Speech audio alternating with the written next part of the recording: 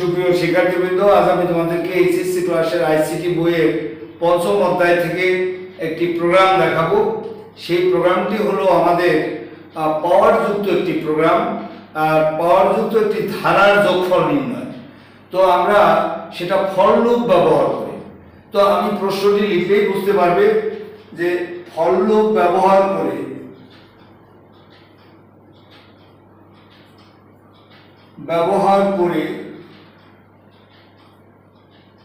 আমাদের s equal to 10 to the power 7, 15 to the power 7, 20 to the power 7 plus dot dot dot dot 100 to the power 7 এই এত ধারা যোগফল নির্ণয়ের programme লিখো। এ হচ্ছে আমাদের প্রশ্ন। এবারে আমরা প্রোগ্রামটি তৈরি করব। প্রোগ্রামটি তৈরি করার সময় আমাদের একটা প্রোগ্রাম তৈরি করতে গেলে অনেকগুলো ধাপ আমাদের অনুসরণ করতে হয়, কিন্তু আমাদের ছেলেমেয়েরা দেখা যায় সায়েন্স আর্টস কমার্স মিলানো, দেখা যায় যে অনেকগুলো স্টেপ দেখার পরে তারা বুঝতে পারবে না। সে কারণে আমরা কিছু ধাপ কমিয়ে আমরা শর্টকাট করে দেখাচ্ছি। প্রথম যে ধাপটি লিখব সেটির নাম হলো হ্যাশ include stadio.h। এখানে এই টোটাল লাইনটির নাম হলো লিংক সেকশন। এই লিংক সেকশনের মধ্যে আমাদের stadio.h কে আমরা বলে থাকি একটি ফাইল। কেন ফাইল বলি? যে স্টেডিও হচ্ছে ফাইল নেম, এই অংশটার নাম ফাইল নেম, এটার নাম হলো এক্সটেনশন ফাইল নেম। এই দুটো অংশ মিলে আমাদের তৈরি হয় একটি ফাইল। তো আমাদের এই ফাইলটাকে আমরা হেডার ফাইল বলে থাকি, এই ফাইলটিকে আমরা প্রিন্সিপাল ফাইল বলে থাকি, এই ফাইলটিকে আবার লিংক ফাইলও বলে থাকি। লিংক ফাইল বলার উদ্দেশ্য হলো প্রিন্সিপাল ফাইলকে আবার লিংক ফাইল কিভাবে বলে। তো আমাদের লিংক ফাইল বলার উদ্দেশ্য হলো এই প্রিন্সিপালের সাথে সকল ফাংশনের সাথে ঘনিষ্ঠ লিংক থাকে, কিন্তু এর সাথে সবচেয়ে বেশি লিংক থাকে আমাদের দুটো ফাংশনের, সেটি হলো ইনপুট এবং আউটপুট ফাংশন। এই ইনপুট এবং আউটপুট ফাংশনের সাথে এর ঘনিষ্ঠ লিংক থাকে বলে একে আমরা লিংক ফাইল বলে থাকি। আর stadio.h এর ফুল মিনিং হলো standard input output header file. এবারে এই প্রিন্সিপালকে আমরা এই ইনক্লুড শব্দটি দিয়ে অন্তর্ভুক্ত করেছি। আমরা ইনক্লুড শব্দের অর্থ হলো অন্তর্ভুক্তকরণ, আর প্রিন্সিপালের একটি প্রতীক আছে, সেটি এখানের প্রতীকটি হলো আমাদের হ্যাশ। এরপরে পরবর্তী লাইন হলো আমাদের মেইন। এই মেইনের সামনে দুটো ব্র্যাকেট দিয়েছি, এই জন্য এটাকে আমরা বলে থাকবো ফাংশন। এটি হচ্ছে একটি মেইন ফাংশন। এবারে মেইন ফাংশনের পরে এখানে আমরা দেব সেকেন্ড ব্র্যাকেট। মেইন ফাংশন হচ্ছে একটা প্রোগ্রামের সর্বপ্রধান ফাংশন। এই ফাংশনটি আমাদের সকল ফাংশনের মধ্যে সবচেয়ে প্রধান ফাংশন। এই ফাংশনের উপরে ভিত্তি করে সমস্ত কার্যক্রম পরিচালিত হয়। তো এটি হলো আমাদের স্টার্ট সেকেন্ড ব্র্যাকেট। এর পরের যে লাইনটি আমি লিখব এটার নাম হলো ডিক্লারেটিভ পার্ট বা ঘোষণা অংশ। আমি ঘোষণা করব আমার কি কি ইনপুট এখানে আছে, কি কি আউটপুট আছে, এই জিনিসগুলো আমি ঘোষণা করব। এই ঘোষণা করার জন্য আমাদের একটি শব্দ এখানে প্রথম ব্যবহার করতে হবে, যার নাম হচ্ছে ডেটা টাইপ। এই ডেটা টাইপ হলো আমি কোন ধরনের ডেটা প্রোগ্রামের মধ্যে ব্যবহার করতে চাই। যদি আমি ক্যারেক্টার জাতীয় বা অক্ষর জাতীয় ডেটা ইউজ করতে চাই তাহলে ক্যার ইউজ করতে হবে। আমি যদি পূর্ণ সংখ্যা ব্যবহার করতে চাই তাহলে আমাকে int মানে ইন্টিজার ইউজ করতে হবে। আমি যদি দশমিক যুক্ত সংখ্যা ইউজ করতে চাই তাহলে ব্যবহার করতে হবে আমাকে ফ্লোট। আর যদি আমি বড় ভগ্নাংশ যুক্ত সংখ্যা ইউজ করি তাহলে আমাকে ব্যবহার করতে হবে ডাবল।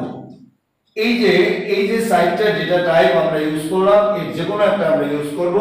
এখানে দেখো আমাদের এগুলো সব পূর্ণ সংখ্যা বলে আমরা এখানে ব্যবহার করব int ইন্টিজার। এই ইন্টিজারের সামনে আমি কি কি ইনপুট দেব, কি কি আউটপুট পাবো সেগুলো ঘোষণা করতে হবে। আমি এখানে আমার ডাইরেক্ট ইনপুট দেয়া আছে বলে আমি এখানে ইনপুটটা সরাসরি ব্যবহার করব না, কিন্তু আমাকে আউটপুট ইউজ করতে হবে। এই আউটপুট ধরবো আমরা s। কিন্তু আমি সবসময় সব প্রোগ্রামে দেখাচ্ছি যে আউটপুট সমান সমান আমি এই s ইকুয়াল টু 0 ধরব, কারণ s এখানে দুটো ভূমিকা পালন করবে, একটা হলো আউটপুটের ভূমিকা পালন করবে, আর একটা হলো s ইকুয়াল টু 0 এর ভূমিকা সে পালন করবে। দুটো ভূমিকা একজনে পালন করবে। যদি আমরা s ইকুয়াল টু 0 এখানে না লিখতে চাই, তাহলে নিচের যে কোনো একটা জায়গায় আমাকে s ইকুয়াল টু 0 লিখে দিতে হবে। তো এই ঝামেলার মধ্যে না গিয়ে ডাইরেক্ট এই লাইনে আমরা এটা লিখে দেব। এবারে কমার পরে কমা দেব একটা, এরপরে আমাদের ইনিশিয়াল ভ্যালুটা কত, যেহেতু আমরা ফর লুপ ইউজ করতেছি সেহেতু ইনিশিয়াল ভ্যালু i লিখব শুধু, এখানে i ইকুয়াল টু 10 লেখার আমাদের অধিকার নেই। তো এই জন্য, কারণ i এর মানটা আমরা যখন ফর লুপ ইউজ করব তখন সেখানে i এর মানটা ব্যবহার করব। তো এর জন্য আমরা এর লাস্টে গিয়ে একটি সেমিকোলন দেব, এটি একটি স্টেটমেন্টে রূপান্তরিত হয়ে গেল। এবারে আমাদের যেহেতু এখানে ডাইরেক্ট ইনপুট করা আছে সেহেতু আমরা এখানে প্রিন্টএফ বা স্ক্যানএফ এই জিনিসগুলো আমরা ব্যবহার করব না। তো আমরা এখন ডাইরেক্ট লুপ ইউজ করব। এবারে ফর লুপ, এই ফর লুপ দিয়ে এই ফর লুপের ভিতরে তিনটা শর্ত আমাদের কাজ করে। তিনটা শর্ত হলো, একটার নাম হলো ইনিশিয়ালাইজেশন, একটা নাম হলো ইনিশিয়ালাইজেশন ফর লুপের জন্য ইনিশিয়ালাইজেশন, আরেকটি হলো কন্ডিশন, আরেকটা হলো কাউন্টার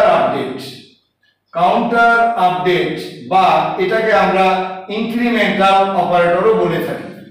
তো আমরা তো এই ইনিশিয়ালাইজেশন বলতে i এর মান আমি কত বসাচ্ছি সেটা, এই 10 বসাচ্ছি ইনিশিয়ালাইজেশন। এবারে কন্ডিশন হচ্ছে আমাদের এই সেমিকোলন দিতে হবে এটার পরে। এবারে i লেস অর ইকুয়াল আমরা 100 লিখব।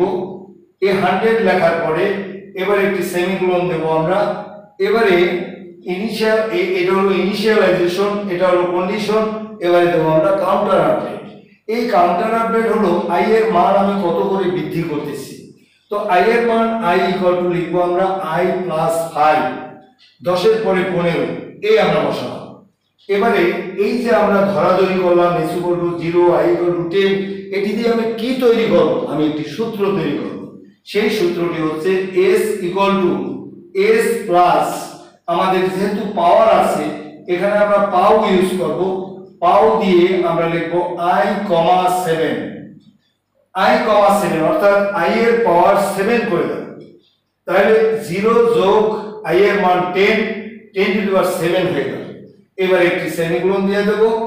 এবারে এই সূত্র শুধু আমাদের 10 টু দি পাওয়ার 7 দেবে, কিন্তু যদি 15 টু দি পাওয়ার 7 আমাকে পেতে হয় তাহলে চলকের মান আমাদের 5 করে বৃদ্ধি করতে হবে। তাহলে সেটাও আমাদের এখানে লিখে দিতে হবে i equal to i plus 5, semicolon দিতে হবে স্টেটমেন্ট। এবারে আমরা এখান থেকে ফল পেতে চাই। এই ফল পাওয়ার জন্য আমরা ব্যবহার করব প্রিন্টএফ। এই প্রিন্টএফ দিয়ে এবারে এখানে ফাংশনের চিহ্ন দিতে হবে, দিয়ে এখানে একটা ডাবল ইনভার্টেড কমা দিতে হবে, দিয়ে এখানে লিখব শো দা রেজাল্ট। এখানে কিছু না লিখলেও আমাদের কোনো সমস্যা নেই, আমরা এটা একটু দেখায় অন্যরকম, এই জন্য আমরা লিখতেছি শো দা রেজাল্ট। এই রেজাল্টটা তুমি কিভাবে চাও, যে আমি পূর্ণ সংখ্যা অ্যাপ্লাই করেছি, পূর্ণ সংখ্যাতেই আমি চাই, তো এর জন্য আমি দেব পার্সেন্টেজ অফ ডি, এই দিয়ে ইনভার্টেড কমা দেব, এই ইনভার্টেড কমা কমপ্লিট করলাম। এবারে একটি কমা দিয়ে এই জায়গায় কোন ফলটি আমি চাই, এস চাই, এখানে লিখব আমি এস ব্র্যাকেট, এবারে একটি সেমিকোলন দেব। এবারে আমাদের কার্য শেষ। এখন লিখব আমরা রিটার্ন 0, এবারে আমাদের সেকেন্ড ব্র্যাকেট কমপ্লিট। এভাবে এই প্রোগ্রামটি বুঝতে হলে আমাদের এর যে সাবস্টিটিউট অ্যালগরিদম এবং ফ্লোচার্ট আমি তৈরি করেছি এক ভিডিওতে, সেটা তোমাদের দেখে নিতে হবে, তাহলে প্রোগ্রামটি তোমাদের জন্য সহজ হবে। সকলকে অনেক ধন্যবাদ। আমার ভিডিও ভালো লাগলে এটাকে লাইক এবং সাবস্ক্রাইব করবে।